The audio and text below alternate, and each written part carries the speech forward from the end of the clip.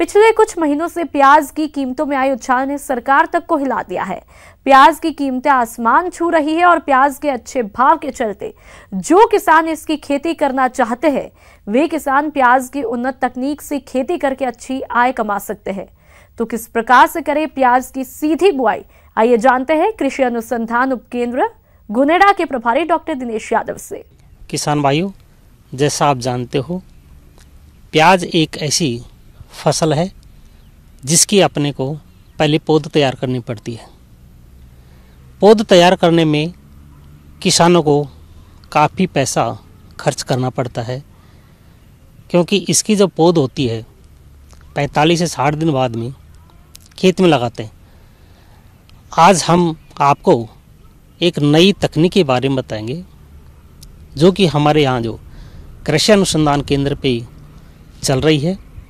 इसमें किसानों को ये सलाह देंगे कि आप प्याज को डायरेक्ट खेत में भी बुआई कर सकते हैं।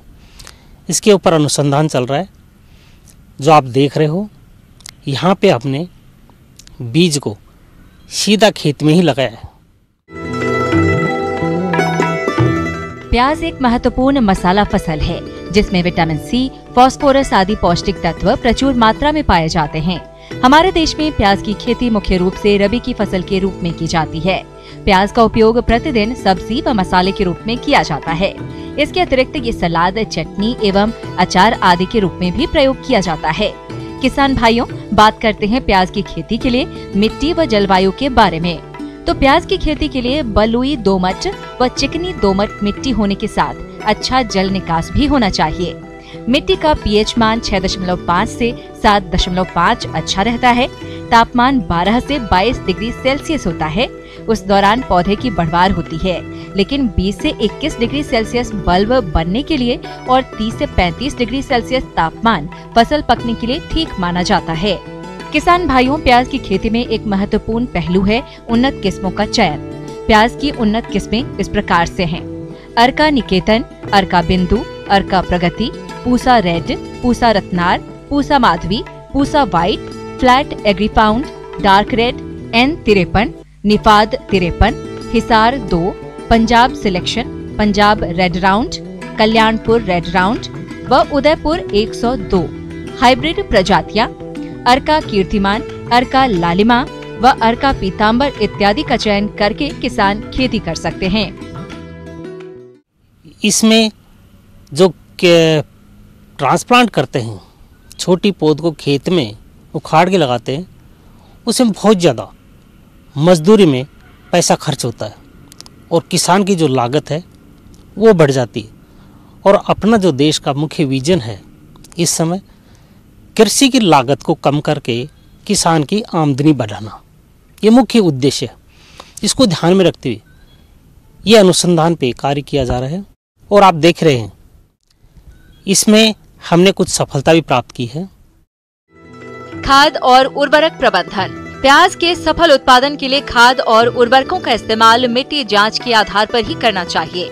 गोबर की सड़ी खाद 20 से 25 टन बुआई से 1 महीने पहले खेत में डालनी चाहिए। इसके अलावा यूरिया 217 किलोग्राम एवं 312 किलोग्राम फास्फोरस व 100 किलोग्राम म्यूरेट ऑफ पोटाश प्रति हेक्टेयर के हिसाब से डालना चाहिए, जिसमें नाइट्रोजन की आधी और फास्फोरस व पोटाश की पूरी मात्रा खेत में बुआई के समय प्रयोग करें और शेष बची नाइट्रोजन को बुआई के 30 से 45 दिनों के बाद खड़ी फसल में प्रयोग करना चाहिए। प्रदेश के बहुत से किसान भाई प्याज की नर्सरी तैयार करते हैं, लेकिन कुछ किसान भाई अधिक लाभ कमाने के लिए कम समय, श्रम और लागत में अधिक क्षेत्र पर प्याज के बीजों की सीधी बुआई सीड ड्रिल से करते हैं। तो ऐसी दशा में बीज दर 18 से 20 किलोग्राम प्रति हेक्टेयर की जरूरत होती है। बीज उपचार। बीजों को बोने से पहले थायरम 3 ग्राम प्रति किलोग्राम या कार्बेंडाजिम 2.5 ग्राम प्रति किलोग्राम बीज की दर से उपचारित करके बोएं। ऐसा करने से प्याज की फसल में कीट रोगों का प्रकोप कम होता है। आप जो देख रहे हो, इसमें हमने बीज को लाइनों में सीधी हाथ से बुआई भी की है और आजकल तो इसकी सीड ड्रिल मशीन भी आ गई, जिससे अपने प्याज को डायरेक्ट खेत में बुआई कर सकते हैं। इसमें खरपतवार समय पर नियंत्रण हो गया तो जो पैदा होगा वो कम लागत से प्याज खेत में पैदा होगा। प्याज की सीधी बुआई विधि। इस विधि में किसान चाहे तो मजदूरों की सहायता से बीज को खेत में लाइनों में बुआई कर सकते हैं और जो किसान बड़े क्षेत्र पर प्याज की सीधी बुआई करना चाहते हैं वे सीड ड्रिल से बीज की दूरी 10 सेंटीमीटर एवं कतार से कतार की दूरी 20 सेंटीमीटर रखते हुए आसानी से कर सकते हैं। सीड ड्रिल से खेती करने में दूरी किसान अपनी आवश्यकता के अनुसार घटा बढ़ा सकते हैं। इस फसल में लेने से थोड़ी एक समस्या आती है खरपतवार नियंत्रण की। खरपतवार अगर इसमें समय पे कर दिया जाए, इसमें कुछ खरपतवार नाशक दवाइयाँ होती हैं, बीज बुआई करने के बाद में डालते हैं, कुछ को पहले डालते हैं।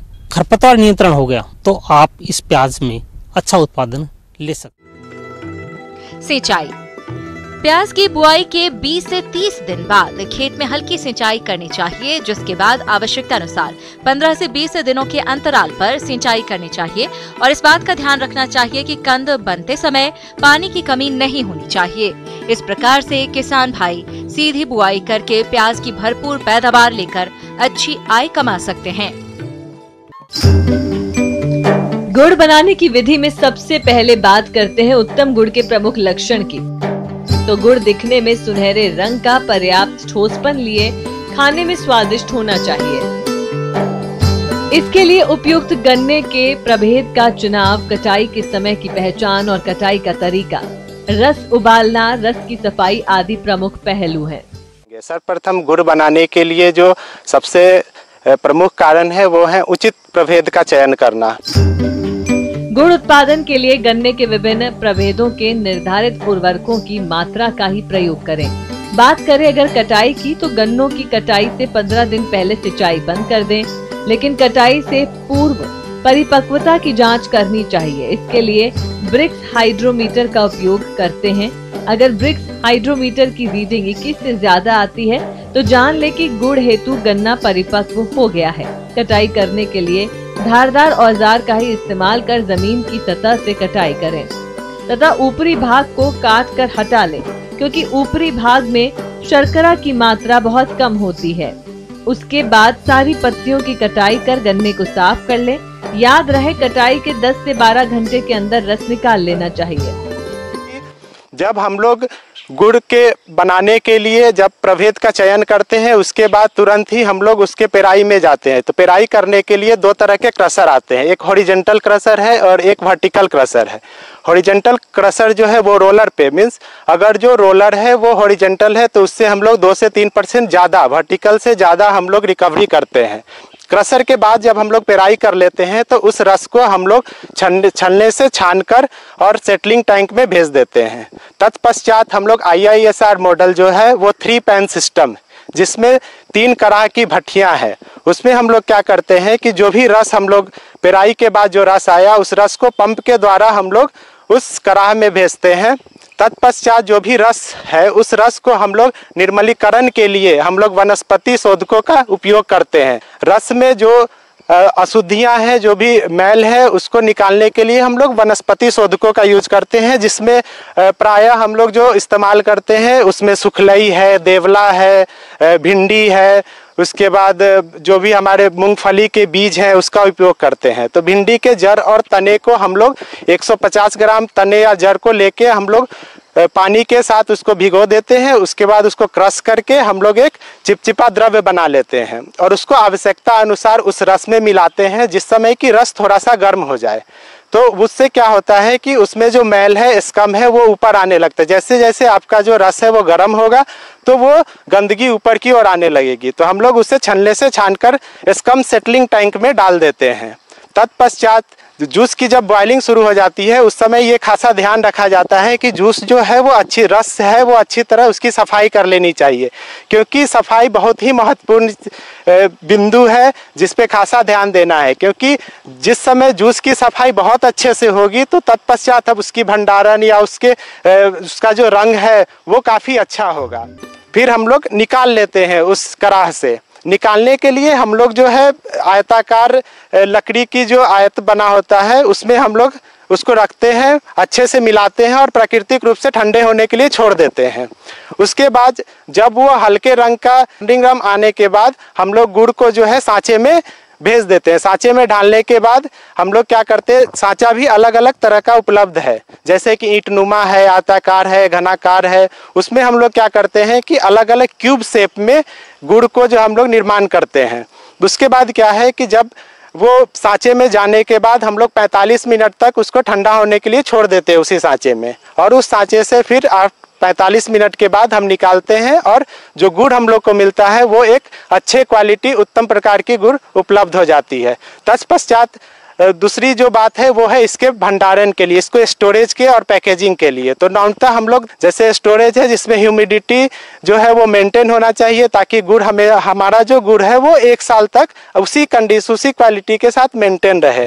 तो हम लोग आज जाने कि किस तरह से उत्तम प्रकार के गुड़ का उत्पाद कर सके एवं इसके रखरखाव में क्या क्या चीज ध्यान देना है उसके बारे में। धन्यवाद। बाजार में खीरे की अधिक मांग बने रहने के कारण इसकी खेती किसान भाइयों के लिए बहुत ही लाभदायक है। खीरे का उपयोग खाने के साथ ही सलाद के रूप में बढ़ता जा रहा है, जिससे बाजार में इसकी कीमतें भी लगातार बढ़ रही है। इसलिए बहुत से किसान इसकी खेती कर रहे हैं।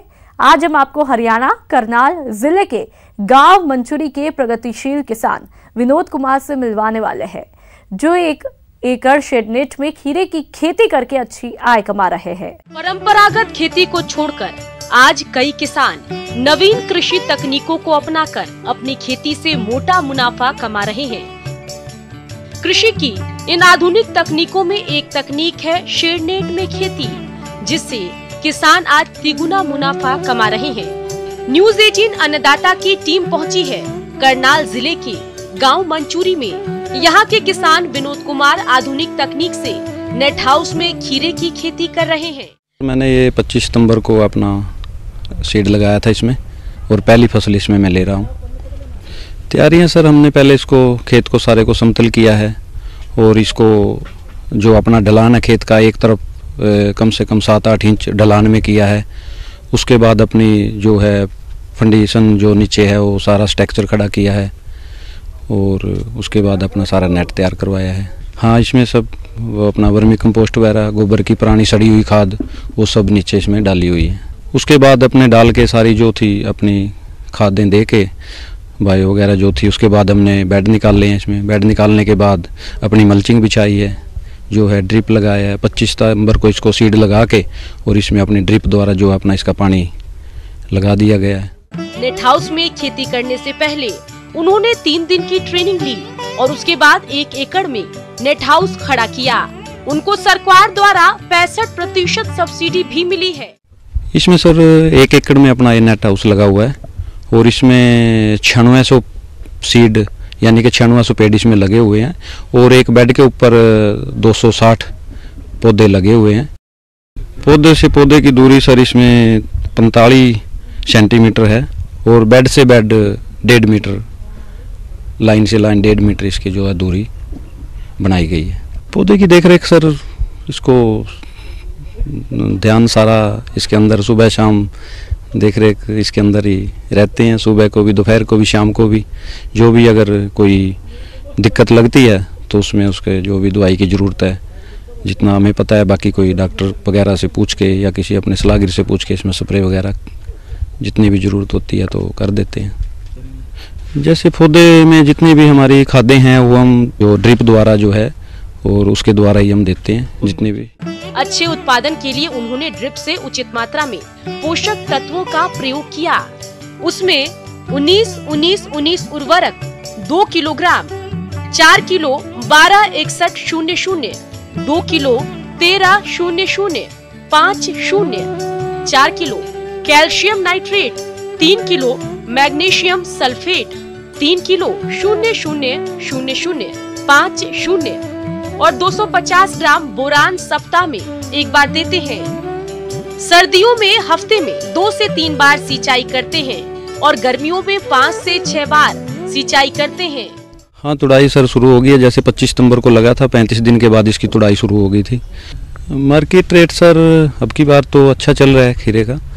मार्केट रेट अभी पहले 26-27 रुपये था, तो अब थोड़ा डाउन आ रहा है, 20-22 रुपये अब भी चल रहा है। अब जानते हैं उनके आय व्यय के बारे में। अभी तक 160 क्विंटल उत्पादन मिला है। बाजार में औसतन मूल्य 22 रुपए प्रति किलोग्राम मिला। इससे उन्हें 3,52,000 रुपए की कुलाई प्राप्त हुई। इसके लिए उन्हें 2 लाख रुपए खर्च आया। कुलाई से खर्चा निकलने के बाद उन्हें 1,52,000 रुपए की शुद्ध आय प्राप्त हुई। आगे और 10 से 12 तुड़ान होने बाकी हैं। उम्मीद करते हैं कि कम से कम 300-350 क्विंटल तो होना चाहिए। बाकी मौसम के ऊपर है। अगर सर्दी ज़्यादा होगी, जल्दी होगी तो यील्ड जो है कम आएगी। अगर सर्दी कम हुई, थोड़ा लेट हुई तो यील्ड ज़्यादा आ जाएगी।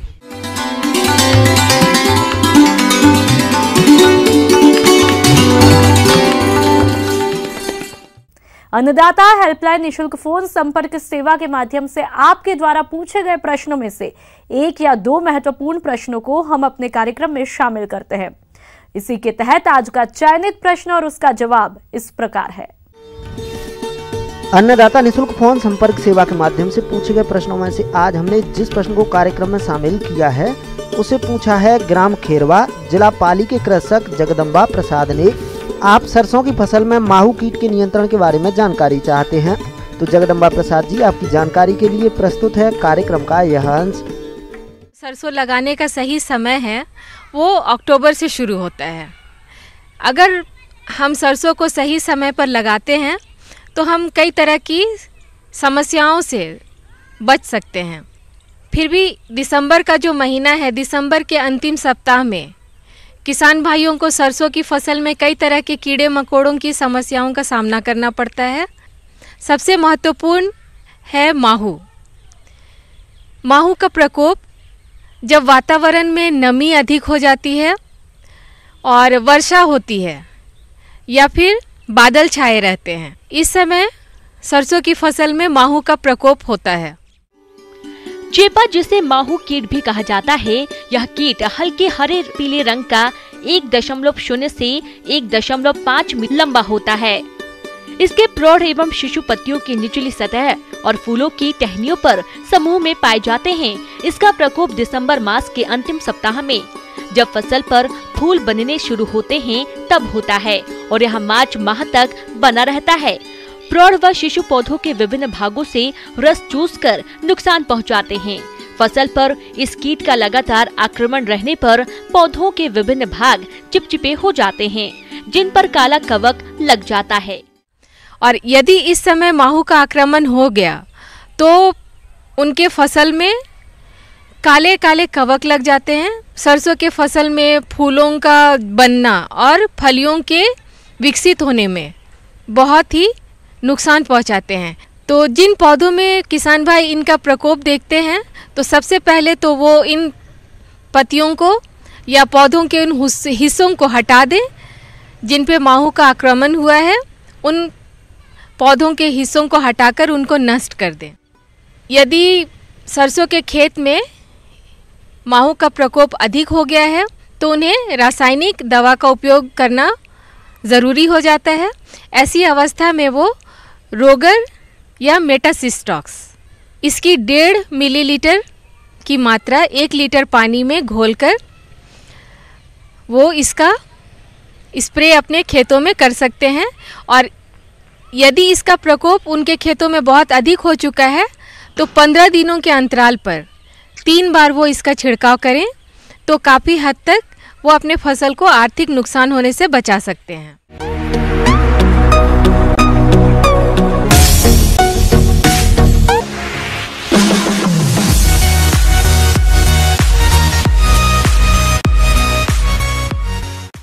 आइए अब एक नजर डालते हैं राज्य की कुछ चुनी हुई मंडियों के प्रमुख फसलों के बाजार भाव पर।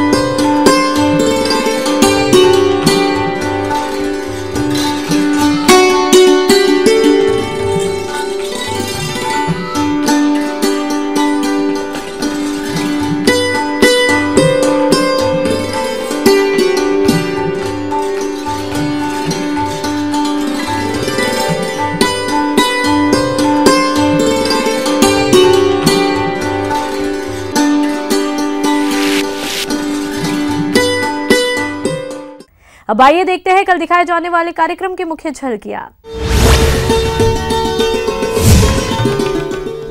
चने की फसल की अच्छी पैदावार के लिए करें जरूरी कार्य।